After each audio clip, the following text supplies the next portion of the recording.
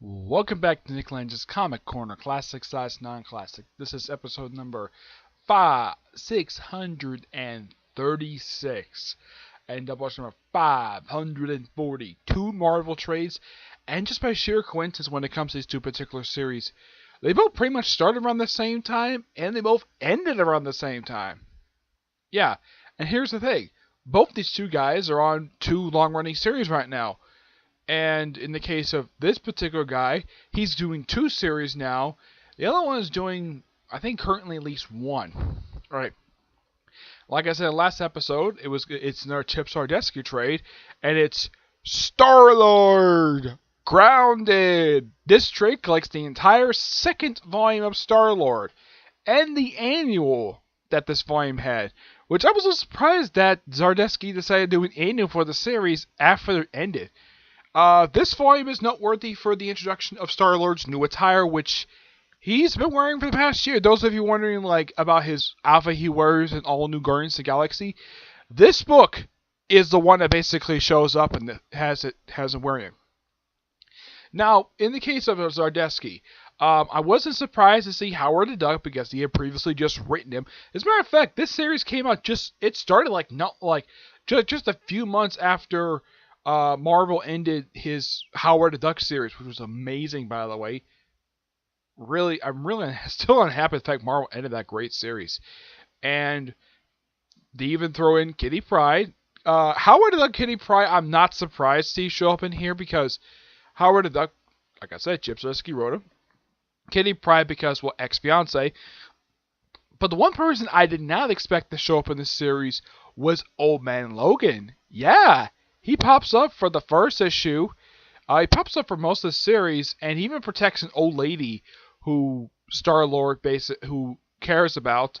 And here's the thing: after the events of what happened in Civil War II, pretty much Star-Lord is stranded on Earth and has to basically deal with living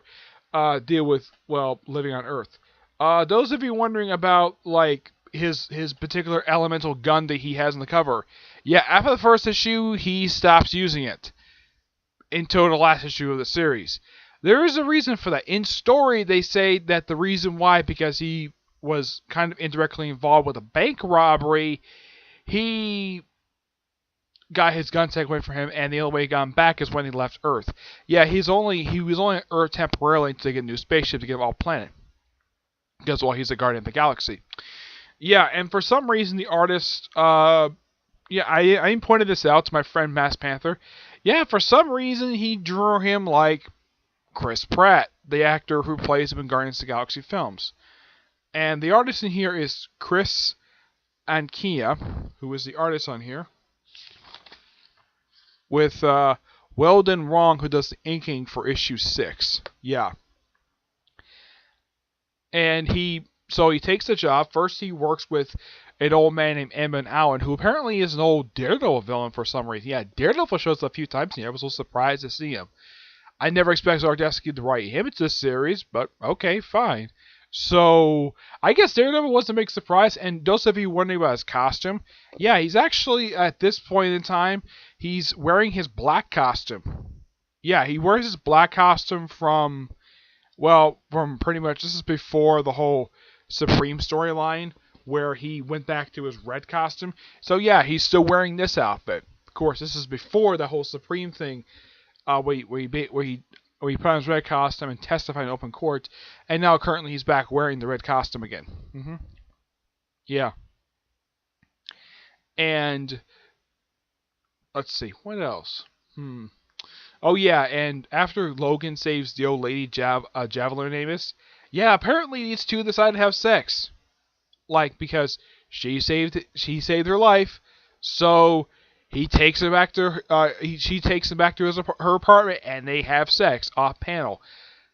Thank you God they don't show that, because I guess in the case of Logan, I guess some people were not surprised because they're around the same age, so why not? And also the whole stuff with the bar with no name, that was interesting. Diamondback was a bit surprised to see him since he's an old Nova villain. Yeah, I think the last I saw him prior to reading the series originally last year, I think was at the start of Sam Alexander's arm for Nova. But he's not the only villain that show up in here. Black Cat shows up in here as well, which not surprising there. Let's see. They do have Miss Marvel show up briefly for like one issue. Let's see. Aside from Diamondback, you also have Shocker, the Melter. Well, the second Melter. The original's been dead for years. Let's see. Who else? Oh, they have a few other villains in here. Yeah, and at the end of the series, now apparently this particular bar with no name, bar with no name, those of you curious what that is, it's a villain's bar. It's where they can hang out and not worry about superheroes showing up.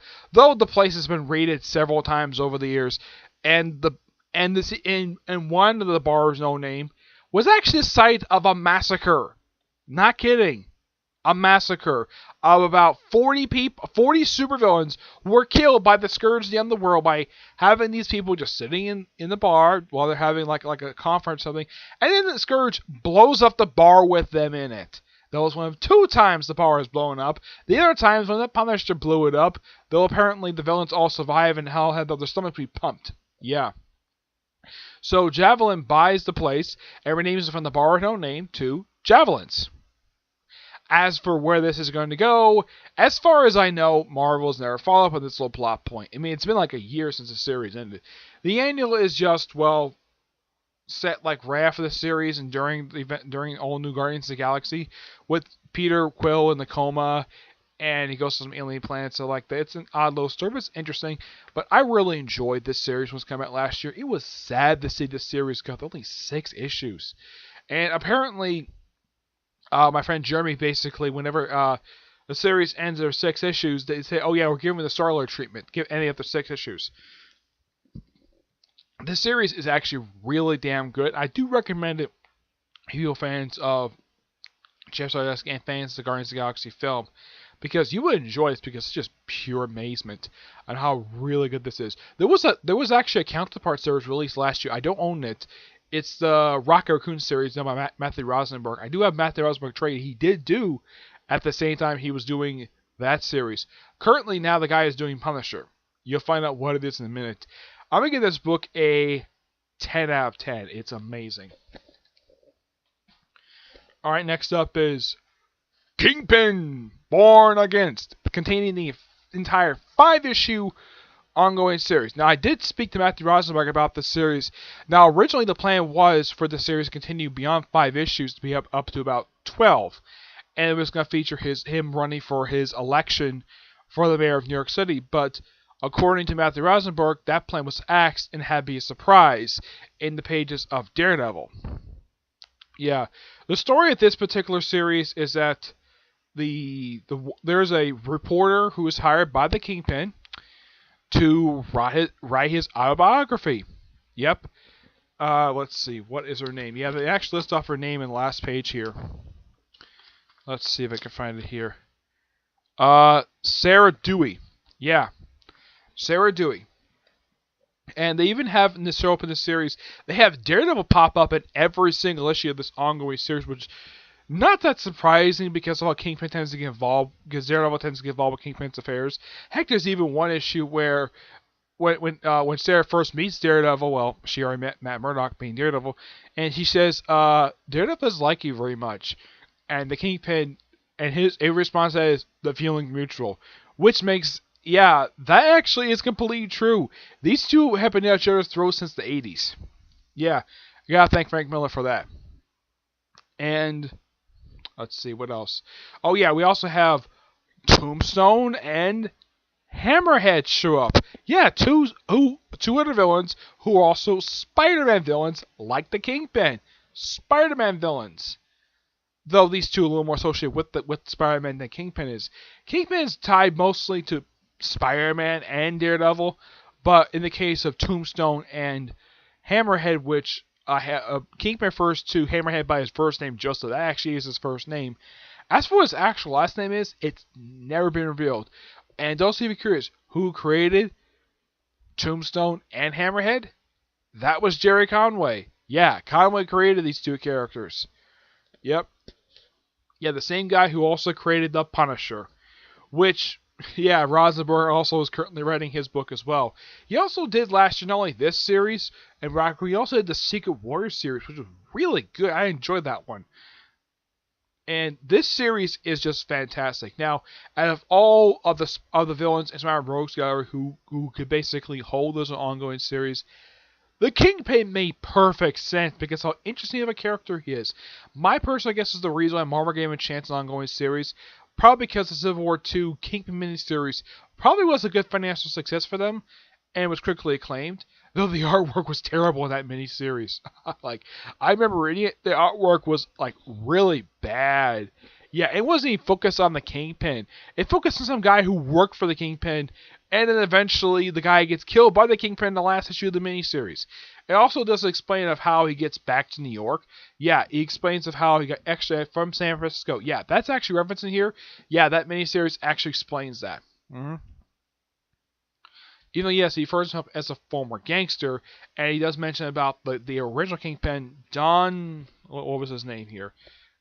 Who does Kingpin say his name is? I know he just basically says his name here.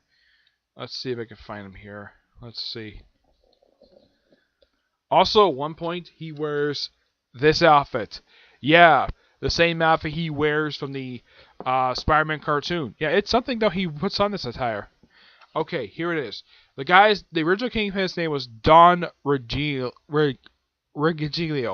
Yeah, and apparently when he died, the Kingpin Wilson Fisk took his role as the Kingpin of Crime. Though apparently Rosenberg apparently forgot to mention the fact that he also ran the Hand for a few years. Yeah, apparently a lot of people forgot that little factoid. Yeah, I don't know why in the world that apparently a lot of writers at Marvel tend to forget. Like right after Dan Slott had him deposed as the leader of the Hand, that apparently all writers at Marvel are having amnesia, forgetting, or at least maybe some editorial mandate demanding all writers forget the fact that he was in fact leader of the Hand from 2010 to like 2013. Yeah, he ran the Hand for like 4 years. Yeah, and and currently in the Kingpin in the Daredevil book, Daredevil was in a coma after surviving an attack from the Hand. Yeah. This is by far a great series. Now, after this series ended, elements of this series will be followed up in, not in Daredevil, but in Old Man Logan. I'm not kidding. They actually had it where Ed Bronson, who's also writing Iron Fist, like Sarah Delaney comes back and they actually mention his biography. Yeah, and they try to get some dirt on him. I don't think they found any dirt on him. Yeah, it's interesting though that Sarah Delaney was a fantastic character in the series, and apparently for like over a year nobody did anything with this character. And then Ed Bronson picked her up and just made her part of made her a supporting character in his run for an arc for Old Man Logan. Now, one thing you gotta say good about this particular series, it brought in the character James Wesley. This character was actually featured in the Netflix Daredevil season 1, though he looked completely different. And like in the comics, well, like in the show, he's kind of the Kingpin's fixer in a way, though he doesn't wear glasses like he does in the show, and he is still alive. And Charles Shaw made him Kingpin's chief of staff when he became the mayor of New York City. Fantastic series, highly recommended for people who actually like Matthew, who actually are a fan of Matthew Rosenberg's Marvel work. And if you're curious about that recent arc from Old Man Logan, when the Old Man Logan fought Bullseye, yeah, this series gets followed up with that particular arc. Yeah, with the whole thing about the biography and the character Sarah Delaney. Sarah Dewey. I get this book a 10 out of 10. It's really, really good. Really don't like the fact the series was canceled to only 5 issues. Yeah, that was something last year where a lot of series that started last year, with the exception of Secret Warriors, like a lot of series started last year itself, all got access like 5 or 6 issues. I'm like, seriously, Marvel? That's just so bad that apparently you just don't care to give these things promotion. In the case of Kingpin, that's all they wanted to commission for it. So that kind of makes sense. That was a cancel of sales because that was canceled due to how much they wanted to do for it. It was actually not it was not low sales. It was because that's what the hell far they wanted to take it. In the case of Star-Lord, low sales is a possible reason, though Marvel never gave a reason. Now, when the series ended last year for Star-Lord, the end came completely out of nowhere. Because apparently, Marvel had this thing last year, whenever any series ended, they apparently never released a statement like that this particular series ended. At least in the case of like late last year, at least they announced that certain series were ending this year. Though apparently, when it comes to Bendis titles, Jessica Jones is basically questionable. Defender just abruptly ended, and apparently Marvel's back in that thing where series are ending and they're not making an announcement about it, which I think is really damn stupid on their part. Yeah. Otherwise, though, that's really it for this episode. Stay tuned for the next episode, which is going to be episode number 537, and Doubleshot number 637, and Doubleshot number 541. Yep. But enjoy. See you next episode. Bye.